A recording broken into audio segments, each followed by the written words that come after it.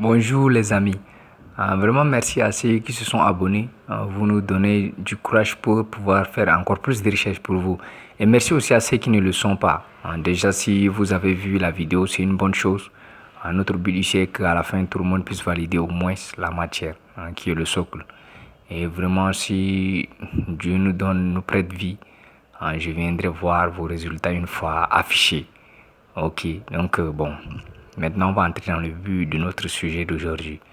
Ok, maintenant dans cette vidéo, on ne va pas traiter l'exercice 2005 du TD, qui est de préciser le contexte géologique des terrains précambriens au Sénégal, et après avoir indiqué la lithologie du groupe de Mako, de montrer à l'aide des exemples précis les traits du volcanisme birimien à l'échelle du craton ouest africain. En fait, c'est la même chose que la session normale de 2020. Et ça, le professeur a déjà traité. Et là, on voit aussi la correction dans le groupe. Donc, demandez là-bas et normalement, un de vos collègues doit pouvoir vous envoyer la correction de la session 2020. Ok. Maintenant, ici, aujourd'hui, dans cette vidéo, on va voir plutôt notre exercice numéro 3 de notre TD. Donc, le TD continue. Et aussi, c'est un sujet intéressant et un petit peu drôle aussi. Ok.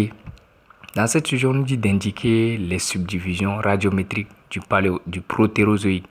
Donc ici, j'ai mis cette image-là pour que vous puissiez voir. Quand on va demander le protérozoïque, on prend juste la partie du protérozoïque. Maintenant, quand on va demander la subdivision du précambrien, c'est tout ce tableau-là. Donc c'est comme ça. Maintenant, pour la question de préciser la lithologie et la pétrographie des roches magmatiques épimétamorphiques et plissées du groupe de Mako. Donc ici, c'est juste, le professeur veut juste savoir la lithologie et la pétrographie du groupe de Mako. Maintenant, il veut un peu compliquer les choses en mettant les roches magmatiques et puis métamorphiques. C'est ça, c'est juste une information pour nous dire que le groupe de Mako a des roches magmatiques et puis métamorphiques et plissées.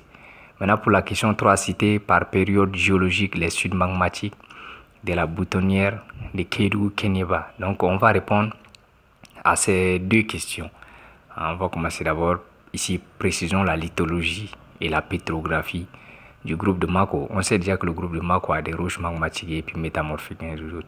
Ok. Bon, ici, on va commencer par le super groupe de Mako, essentiellement du type magmatique dans la partie orientale. Il est constitué d'un ensemble volcano-plutonique formé de coulées de lave basaltique de puissance kilométrique d'extension régionale avec une structure en coussin.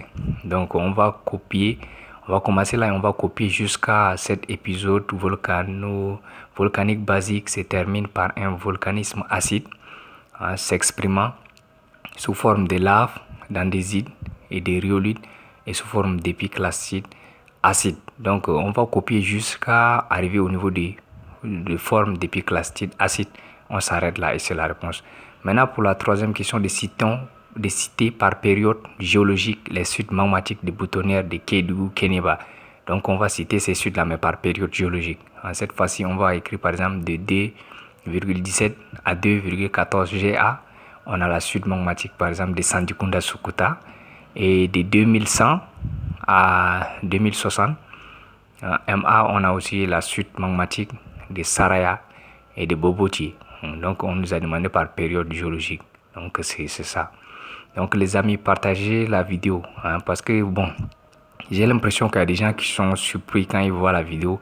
Donc ils nous écrivent même par exemple des messages sur YouTube là pour voir. Ils ne sont pas au courant quoi, donc il faut partager pour qu'ils puissent aussi voir la vidéo et ça peut aussi les aider dans les exercices. Ok, merci, à la prochaine fois. N'oubliez pas de vous abonner en activant la cloche de notification, commentez, likez, partagez nos vidéos aussi. Abonnez-vous sur nos différentes chaînes.